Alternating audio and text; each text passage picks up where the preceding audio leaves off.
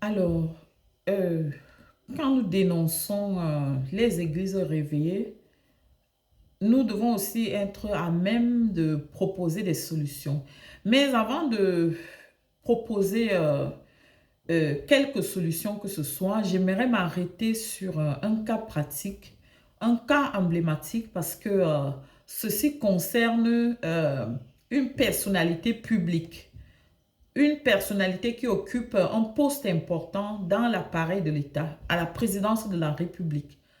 Je parle de Monsieur Oswald Baboké, qui est le fondateur de l'église La Chapelle de la Gloire du Christ avec sa femme Crescence Baboké.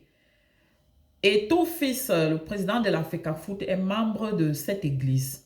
Et on a vu défiler là-bas d'autres personnalités aussi.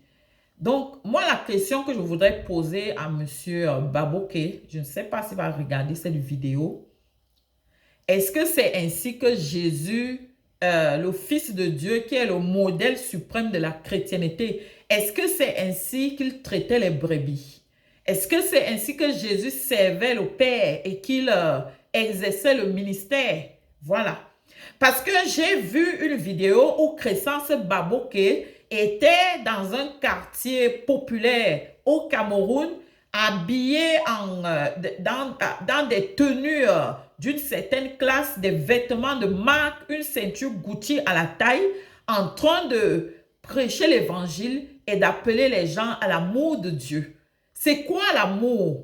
Où est l'amour? Si cet amour, on ne le manifeste pas en action, le tout n'est pas d'aller parler aux gens, donner à manger à ces gens, donner leur du travail, subvenir à leurs besoins pratiques. Parce que Jésus, quand il prêchait l'évangile, il donnait des principes moraux, il enseignait, mais après avoir enseigné, il subvenait aux besoins pratiques, aux besoins pragmatiques des foules qui le suivaient. C'est pour ça qu'il a multiplié le pain plusieurs fois. Il a multiplié les poissons pour nourrir la foule qui suivait parce qu'il avait compassion. Oui, la parole de Dieu même dit que montre-moi ta foi sans les actes et moi je te montrerai ma foi par les actes.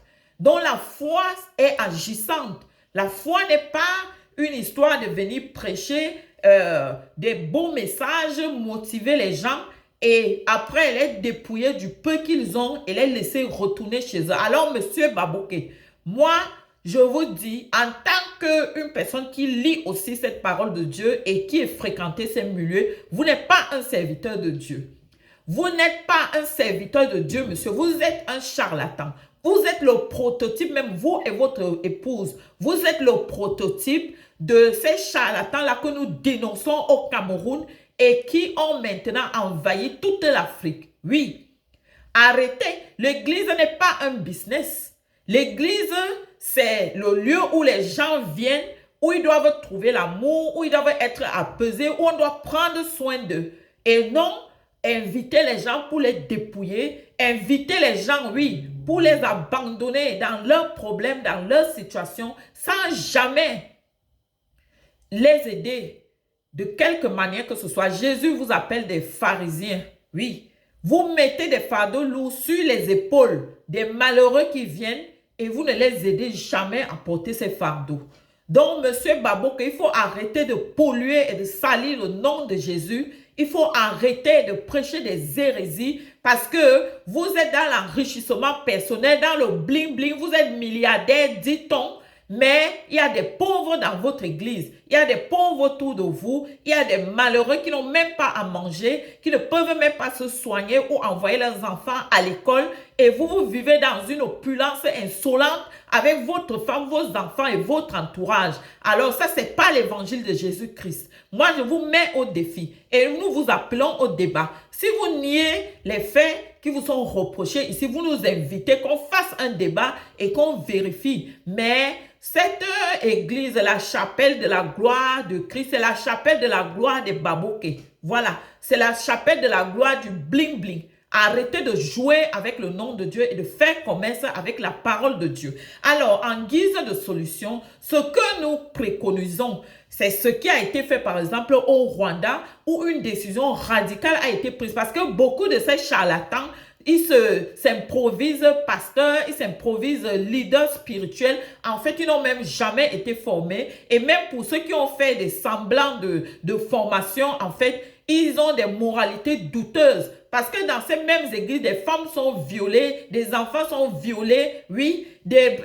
femmes sont maltraitées et les gens ne sont pas respectés. Et ça, ce n'est pas l'évangile de Jésus-Christ. Donc, nous préconisons comme au Rwanda qu'on ferme tous ces business centers. Oui, c'est des business centers. You people, you are running business centers and you are charlatans. And we want these places to be closed up. Donc, nous demandons nous préconisons une solution radicale dans le Cameroun nouveau, qu'on ferme toutes ces épiceries évangéliques, oui, afin de vérifier, oui, exactement, et d'imposer des conditions drastiques pour quiconque veut ouvrir une église et de prévoir même des sanctions allant même jusqu'aux peines de prison pour toute manipulation, toute escroquerie et tout détournement, tout abus de faiblesse, parce qu'ils utilisent toutes ces méthodes dans ces milieux. Donc, il y en a marre. Le peuple camerounais a déjà été meurtri à l'extrême et ces églises sont venues encore en rajouter et aident le gouvernement à endormir les masses pour continuer à maltraiter les Camerounais. Donc, assez, c'est assez. Nous n'en voulons plus. Nous avons déjà assez vu et nous disons basta. Merci.